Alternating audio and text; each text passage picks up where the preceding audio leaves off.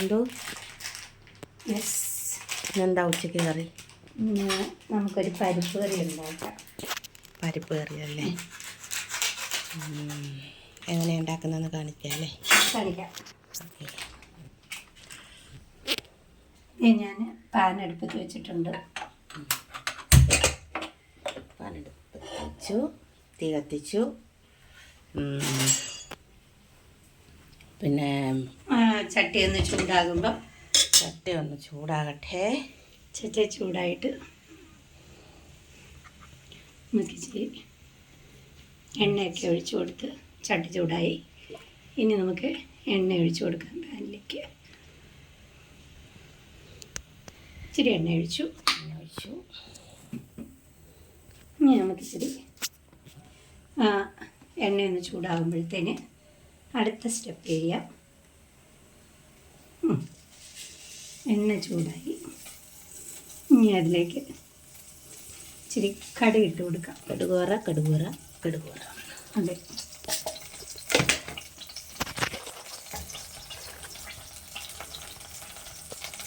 ഇനി ആ കടുകൊന്ന് പൊട്ടിട്ടോ കേട്ടോ. ഓക്കെ.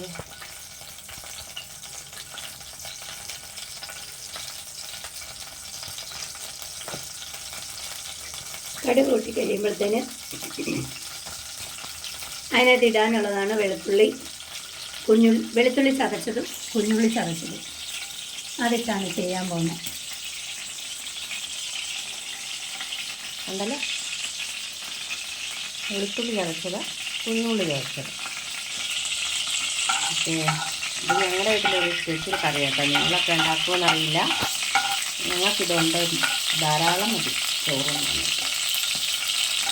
പരിപ്പ് കറി ഉണ്ട്, ഇഷ്ടം പോലെ ചോറും. ഞങ്ങളുടെ വീട്ടിലെല്ലാവർക്കും പരിപ്പ് കറിയോട് ഭയങ്കര താല്പര്യമാണ്. അപ്പം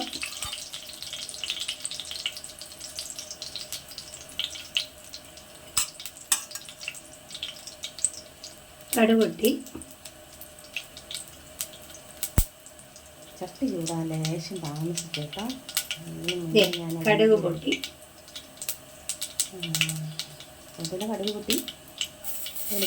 ഞാൻ വെളുത്തുള്ളി ഇട്ട്, ആദ്യം വെളുത്തുള്ളിയുടെ ആ പച്ച മണം ഒന്ന് മാറിക്കഴിയുമ്പം വേണം നമുക്ക് കുഞ്ഞുള്ളി ഇട്ട് കൊടുക്കാൻ.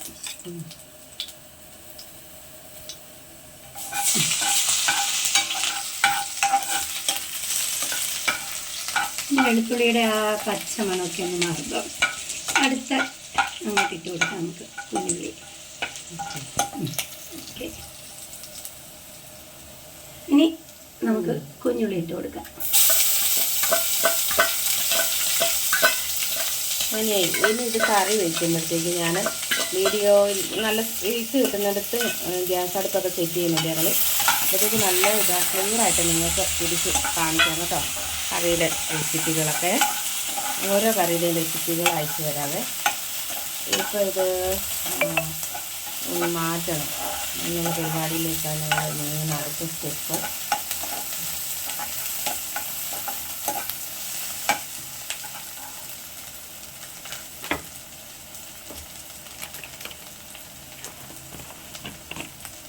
പിന്നെ ഇടുന്നത് മഞ്ഞൾപ്പൊടിയാണ് കേട്ടോ. ഇനി നമുക്കൊരു നുള്ള് മഞ്ഞൾപ്പൊടി ഇട്ട് കൊടുക്കാം.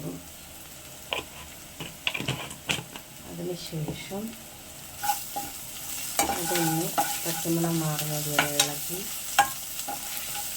അതിനുശേഷം മുളക് പൊടി ഇട്ട് കൊടുക്കും. ഇനി അടുത്തത് മുളക് പൊടിയാണ്.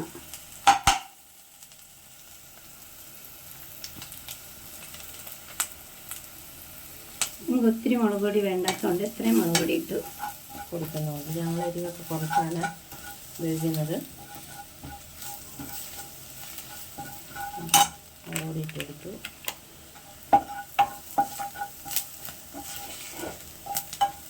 ഇനി പരിപ്പാണ് കേട്ടോ. ഇനി അടുത്തത് മെയിൻ ഇൻഗ്രീഡിയൻസ് പരിപ്പ് കേട്ടോ. പരിപ്പ് വേവിച്ച് വെച്ച പരിപ്പായിട്ട്. ഇത് കുക്കറിൽ ഞാൻ നേരത്തെ വേവിച്ച് വെച്ചതാണ് ഈ പരിപ്പ്. അതുകൂടെ അങ്ങോട്ട് ഇട്ട് കൊടുത്ത് ഉള്ളി മുളകും ഇതിന് ഏറ്റവും വേണ്ടിയിരുന്നത് പത്തലിമുളകായിരുന്നു. പക്ഷെ നമുക്ക് പത്തലിമുളക് ഇല്ലാത്തത് കൊണ്ട് നമ്മൾ മുളക് പൊടിയാണ് ചേർത്തിരിക്കുന്നത്. ഇനി ഇതെല്ലാം കൂടി ഒന്ന് മിക്സ് ചെയ്ത് ഉപ്പ് ഞാൻ ഇട്ടിട്ടുണ്ടായിരുന്നു, അതുകൊണ്ടാണ് ഇതിനകത്ത് ഉപ്പിടുന്നത് കാണിക്കാഞ്ഞത്. പരിപ്പ് വേവിച്ചപ്പോൾ ഉപ്പിട്ടിട്ടുണ്ടായിരുന്നേ. അപ്പോൾ അത് നമുക്ക് ആവശ്യത്തിന് ഉപ്പുണ്ട്, അതുകൊണ്ടാണ്. പാകത്തിന് ഉപ്പുണ്ടോ എന്നൊന്ന് നോക്കണം. ഇല്ലെങ്കിൽ കുറച്ചുകൂടി നമുക്ക് ഉപ്പിട്ട് കൊടുക്കാം.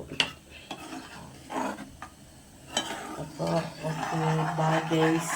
ഇന്നത്തെ ഇനി ഞങ്ങൾ ഇതിനകത്ത് ചേർക്കാനുള്ളതെന്ന് പറഞ്ഞാൽ അത് ഫ്രിഡ്ജിനകത്ത് നിന്ന് എടുത്തുകൊണ്ട് വരാൻ മറന്നുപോയി.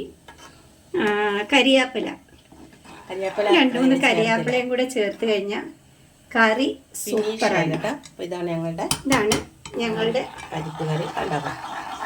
Okay, by. അടുത്ത വീഡിയോ ആയിട്ട് വരുന്നത് വരെ നിങ്ങളുടെ സ്വന്തം ഷീബായി മനോജ്.